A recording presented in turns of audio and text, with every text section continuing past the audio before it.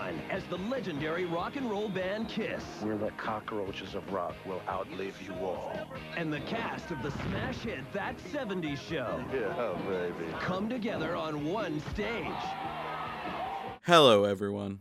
So recently, friend of the show and award-winning filmmaker slash composer Dan Steislinger sent me an interesting text message. Chris and Tom, I found a bad music video for you, if you haven't done it already. He then included a link to Kiss's Lick It Up video. Now, I don't know a lot about Kiss, other than their desire to rock and roll all night, and also to party every day. So I had my work cut out for me. I was going to have to do a lot of research. So I took to the streets. I needed to find out both why Kiss stopped wearing their signature makeup, and also why Gene Simmons looked like he wanted to eat my flesh. Could the two be related? And why are they in the post-apocalypse?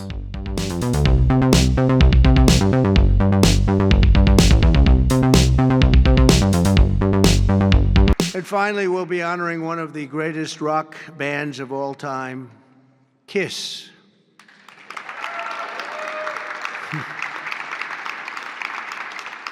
Lick It Up comes from Kiss's 11th studio album, Lick It Up. The band had recently moved from Casablanca Records to Mercury Records and began work on the album immediately after the Creatures of the Night tour. The band desperately wanted to write the course of their fledgling sales in the early 80s. 1982's Creatures of the Night stalled at number 45, and considering that Love Gun made it to number 4 only 5 years earlier, they needed to get back some of their old magic. After all, Creatures was a good album. The problem was that people were listening with their eyes instead of their ears. If people didn't like what they saw, it was unlikely they were going to like what they heard. I guess the thinking among the band was, what's the only thing we haven't done? And the answer, of course, was play without makeup. Back in the States, I once again urged Gene to agree to do the most radical thing we could do, take off our makeup. Some people saw this as a bold move. I saw it as our only move. Our U.S. audience hadn't dwindled by chance. It had dwindled because what we were doing no longer rang true. People were tired of what Kiss had become. Their signature looks and personas were a permanent part of the band from the beginning, so abandoning that was seen as a big step forward. Plus, they had to know how ridiculous it seemed to keep doing this year after year, right? I don't believe it! Founding members Peter Criss and Ace Frehley had already left the band by this point, and their replacements, Eric Carr and Vinnie Vincent, became the Fox and the Wizard respectively. In later interviews, Paul Stanley complained about having to constantly create new personas every time somebody new joined the band.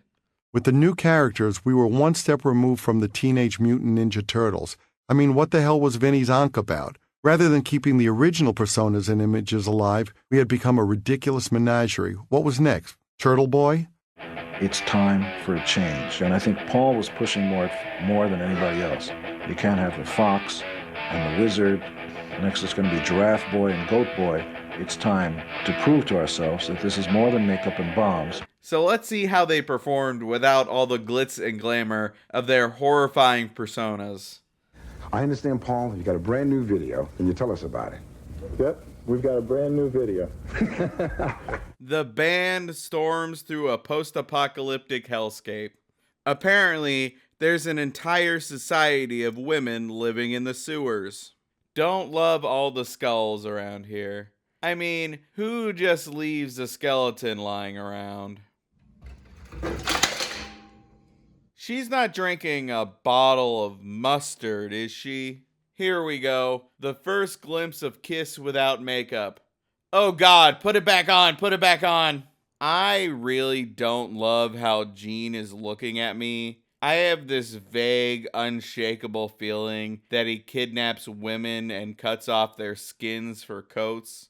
Are Kiss the first men to enter the city? This feels like a weird macho male fantasy come to life. They then partake in a night of debauchery around the fire. Don't eat all the supplies! They work so hard scavenging those! They're obviously running low. This woman was eating mustard earlier. The band then performs for Bartertown. Again, how are they powering their equipment? You shouldn't waste the generators so casually like this. They may be able to trade the gasoline for much needed medical supplies. This colony can't run like this, Gene Simmons. They look so much scarier without their makeup. I know I'm going to keep hitting this point, and I don't love thinking this way, but I just don't understand how that works.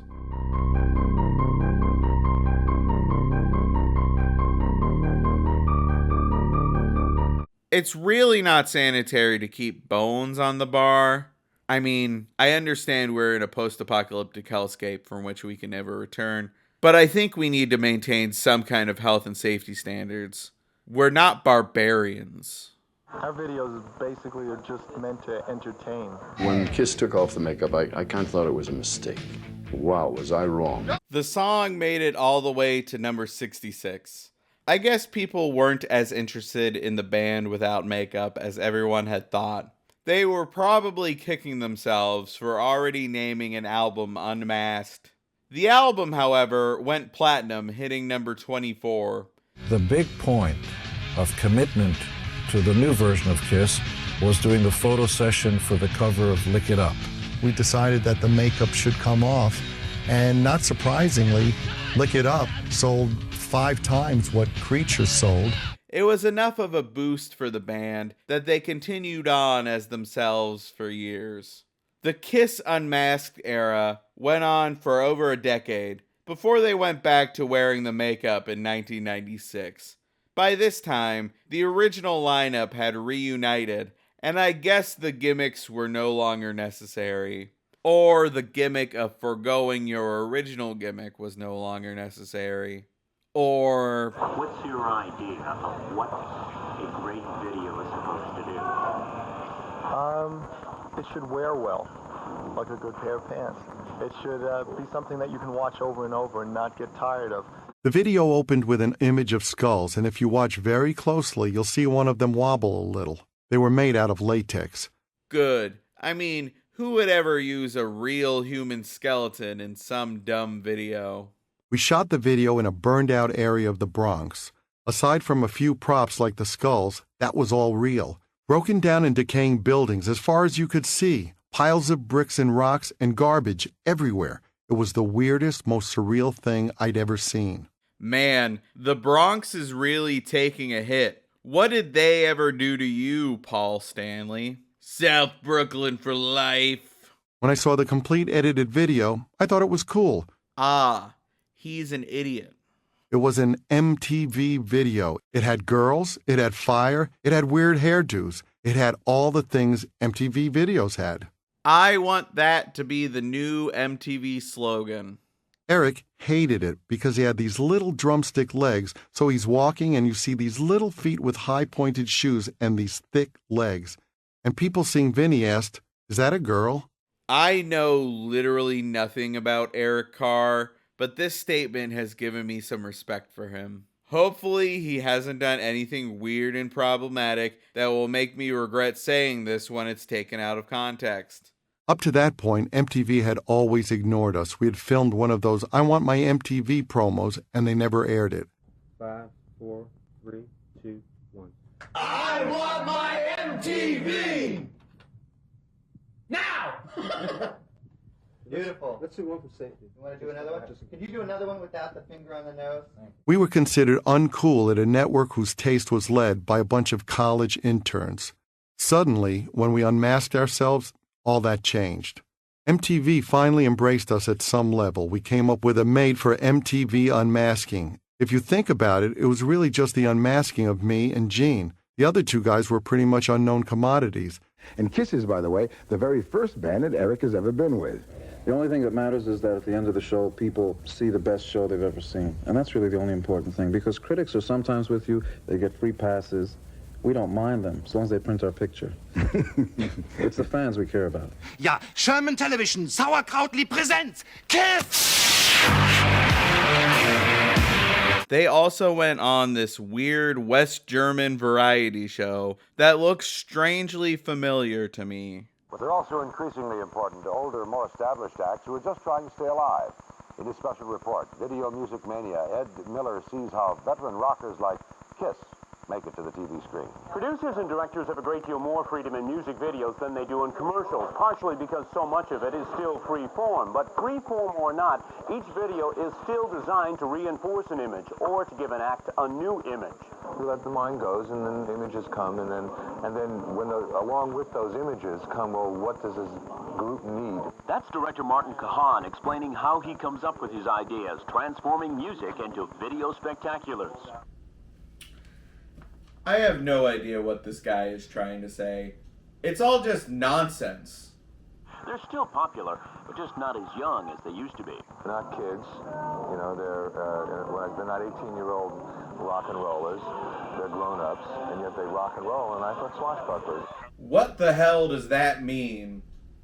Well, you know, we've done different kinds of videos, and I think we reached a point where we were kind of tired of getting involved in videos where you wind up trying to remake Raiders of the Lost Ark for video for 2.5 minutes. You meet a lot of video directors, and a lot of these guys have an idea that they're Steven Spielberg, and I just didn't think that we wanted to be bit players in somebody's movie. To try to sort of outdo the song is to ultimately defeat the purpose of the video, which is to put the song across. Most of the musicians really aren't great actors, and most of them can't do break dancing and really can't hold your attention, and you can only look at so many pretty girls. So I think it's a real important aspect of music in promoting it, but I don't think that it's going to dictate anything. Listen, the song really starts cooking. Who wrote the song? Paul and Vinny. Paul and I, yes. All right, you guys were making it. Co-writer Vinnie Vincent had a tumultuous relationship with the band. He had joined during the production of Creatures of the Night, playing on 6 songs and writing 3. Ace Frehley had quit the band, but was, for some reason, given credit for playing lead guitar. We begged Ace to let us put his face on the cover. So even though his face appears on the cover, he never played a stick, not a note. On Lick It Up, Vincent was promoted to full-time member, playing on every song.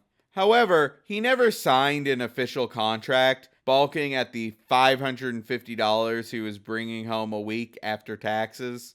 And there was a contract they wanted me to sign. My take-home pay was $550 a week, so I never made any money being in the band. Because of this, he feuded with the rest of the band, quitting and rejoining between the European and American legs of the tour, and playing obnoxiously long solos to anger everybody else.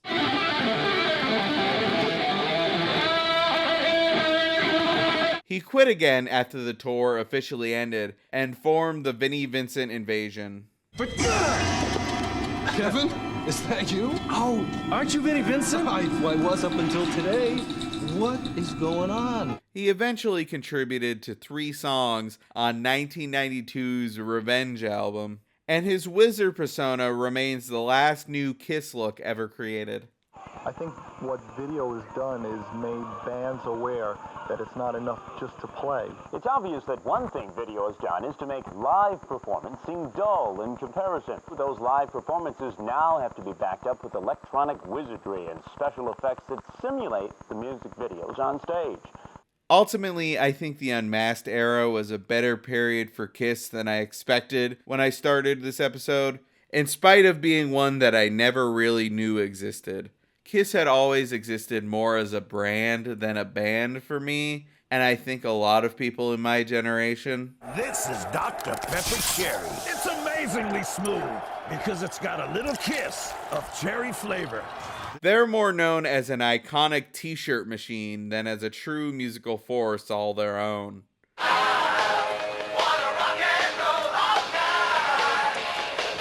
Wake up. I'm sure that may be true for a lot of bands of that era, but Kiss is the platonic ideal of it, with the Kiss Army, the logo, the makeup, and the member personas. So of course the era that threw all of that away was never going to make the same impression on the collective consciousness. I mean, if you saw this walking down the street at you, would you ever remember this? Yeah, I think if you need some gimmicky makeup effects to make people pay attention to your video, you've really lost the plot.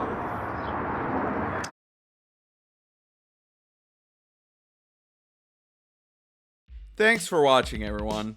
Special thanks to Dan for suggesting this episode and making me think an unhealthy amount about Kiss. If you have a suggestion for an episode, drop it in the comments. And as always, I'll see you in the next one. Inspired by Gene Simmons' roadie package, where you could become his roadie and personal assistant for a day for the low price of $12,500, I am proud to introduce the Bad Music Video Theater PA for a Day package. Yes, for only $27,000, you too can work as a production assistant on one of YouTube's greatest comedy shows. Perks include exclusive merch, seeing the inner workings of the highest rated music show on the internet, a meal with me, Chris, and the chance to take one selfie with yours truly. Let's check in on our first lucky production assistant, Michael H. Lanham of Ames, Iowa. All right, where do you want the books?